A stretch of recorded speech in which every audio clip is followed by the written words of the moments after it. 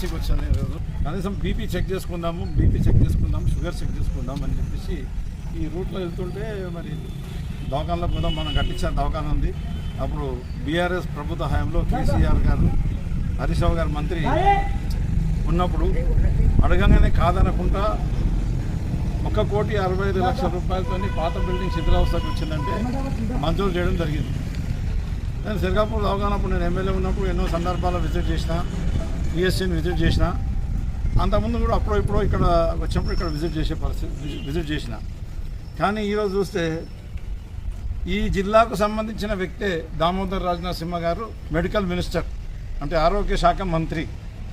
అట్లనే ఇక్కడ నేను తీస్మార్కాన్ని, నేను బుద్ధిమంతుని, నేను డాక్టర్ని, ప్రజల ఆరోగ్యాల గురించి మంచిగా చూసుకుంటా అని చెప్పేసి మొన్న శానిటేషన్ 100 రోజుల ప్రణాళికలో శానిటేషన్ పెట్టినప్పుడు కూడా ఆయన గొప్పలు మాట్లాడడం జరిగిన సంజయ్ రెడ్డి గారు, ఆయన కూడా ఒక డాక్టరే. కానీ ఇక్కడ పరిస్థితి చూస్తుంటే ఇప్పుడు సమయం 9:20 అవుతుంది. దవాఖాన లోపలికి వెళ్ళి చూస్తే కనీసం ఒక అటెండర్ లేడు, ఒక నర్సు లేదు, ఫార్మసిస్ట్ లేడు, ఒక ఏఎన్ఎం లేడు, ఒక కాంపౌండర్ లేరు, ఒక డాక్టర్ లేరు. ఈరోజు పేషెంట్లు వస్తున్నారు, వచ్చి వాపస్ పోతూనే ఉన్నారు. ఇగో ఏ రకంగా ప్రభుత్వ దవాఖానలు నిర్వీర్యం చేసి వాళ్ళ ప్రైవేట్ దవాఖానలు నడిపించుకునే ప్రయత్నం చేస్తున్నారు. ఇంతకుముందు చేశారు, దాన్ని విరమించిన తర్వాత మళ్ళీ ఇప్పుడు కొత్తగా అదే పద్ధతి వచ్చింది. ఇప్పుడు ఇక్కడ ఎవరికైనా సరే వైద్యం అవసరం ఉంటే ప్రభుత్వ దవాఖానలకు పోతే ఈరోజు ఇక్కడే ఏ పరిస్థితి ఉందో ఇంకా అన్ని పిఎస్సీలలో ఇదే పరిస్థితి నారాయణఖేడ్లో కొనసాగుతుంది. మరి వీరు డబ్బు సంపాదన ధ్యేయంగా వాళ్ళ ఎమ్మెల్యే పదవులు, మరి మినిస్టర్ పదవులు వాళ్ళు చూసుకుంటున్నారు తప్పించి ఇక్కడ ప్రజలకు, పేద ప్రజలకు వైద్యం అందించే కొరకని ఎలాంటి పని కూడా చేస్తలేరు.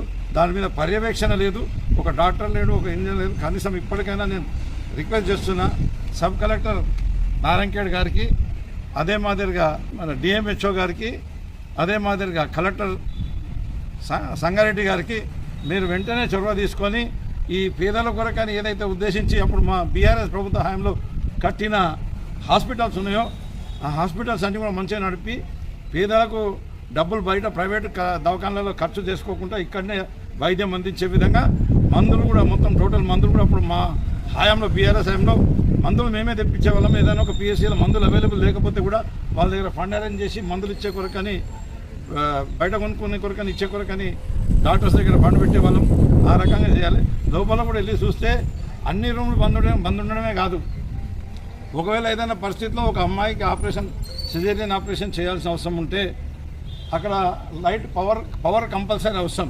ఈ కాంగ్రెస్ ప్రభుత్వం అధికారంలోకి వచ్చిన తర్వాత కరెంటు మొత్తం పవర్ అసలే సరిగా ఉండలేదు. ఎప్పుడు వస్తుందో ఎప్పుడు పోతుందో తెలియదు. ఒకవేళ సీకట్ల రాత్రి అయిన తర్వాత ఏదైనా ఆపరేషన్ చేయాల్సిన అవసరం ఉంటే, లేకపోతే ఏదైనా డెలివరీ చేయాల్సిన అవసరం ఉంటే ఇక్కడ పవర్ లేదని చెప్పేసి ఈ ఎస్టిమేట్లనే అప్పుడు శాంక్షన్ చేయడం జరిగింది. ఏమంటే మన ఇన్వర్టర్ సిస్టమ్, బ్యాటరీలు, అవి ఇన్వర్టర్ సిస్టమ్ అవన్నీ కూడా అరేంజ్ అందుబాటులోకి తీసుకురావడం జరిగింది, శాంక్షన్ చేయడం జరిగింది, అందుబాటులోకి తీసుకురావడం. కానీ అవి చూస్తే అన్నీ ఒక మూలకు పడేసి ఉన్నాయి. మరి పెట్లు కూడా ఒకటి, అంటే మన మంచి పేషెంట్స్ కొరకని వాళ్ళు డాక్టర్స్ ట్రీట్మెంట్ చేసేటప్పుడు కానీ రెస్ట్ తీసుకునే కొరకు కాకుండా వేరే సపరేట్ బెడ్స్ కూడా, కార్డ్స్ కూడా అరేంజ్మెంట్ చేయడం జరిగింది. ఆ కార్డ్స్ కూడా తీసి పక్కకు పడేసి కేవలం ఒకటే కార్డ్ మాత్రం ఉపయోగిస్తున్నారు. కాబట్టి ఇప్పటికైనా ప్రభుత్వ అధికారులు చర్య తీసుకోవాలి.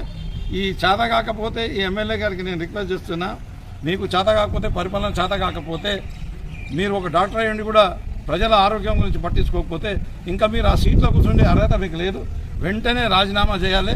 రాజీనామా చేసి మరి ఆ ప్రజలకు ఏదైతే నీకు ఏ నమ్మకంతో ఓటేసారో ఆ నమ్మకం నెరవేర్చలేవు కాబట్టి, నువ్వు ఇచ్చిన హామీలన్నీ నిలబెట్టుకోలేవు కాబట్టి, కనీసం పరిపాలన కూడా చేతనైతలేదు కాబట్టి మీరు రాజీనామా చేస్తే మరి ప్రజలకు మేలు జరుగుతుందేమో.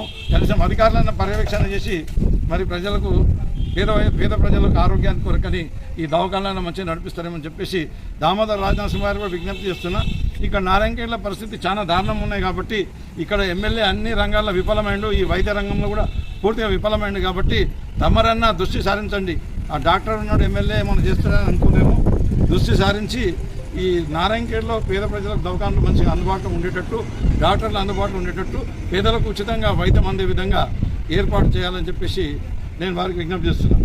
ఇక్కడ ఏం నడుస్తుందంటే, ఏమున్నదంటే ఇవి కార్లు కనిపిస్తున్నాయి అన్నీ, 1, 2, 3, 4, 5, 6 ఈ 6 కార్లు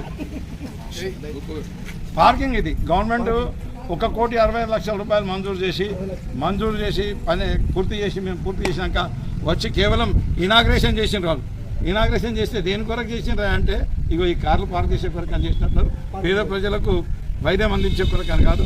ఇప్పటికైనా మీరు మారి పేద ప్రజలకు ఖచ్చితంగా వైద్యం, ప్రభుత్వ వైద్యం అందుబాటులో, ప్రభుత్వ మందులు అందుబాటులో ఉంచాలని చెప్పేసి నేను ఈ ప్రభుత్వానికి విజ్ఞప్తి చేస్తున్నా. కలెక్టర్ గారు కూడా చొరవ తీసుకోవాలి, డిఎంహెచ్ఓ గారు కూడా చొరవ తీసుకొని ఈ హాస్పిటల్ మంచిగా నడిచే విధంగా ఏర్పాటు చేయాలని విజ్ఞప్తి చేస్తున్నాను.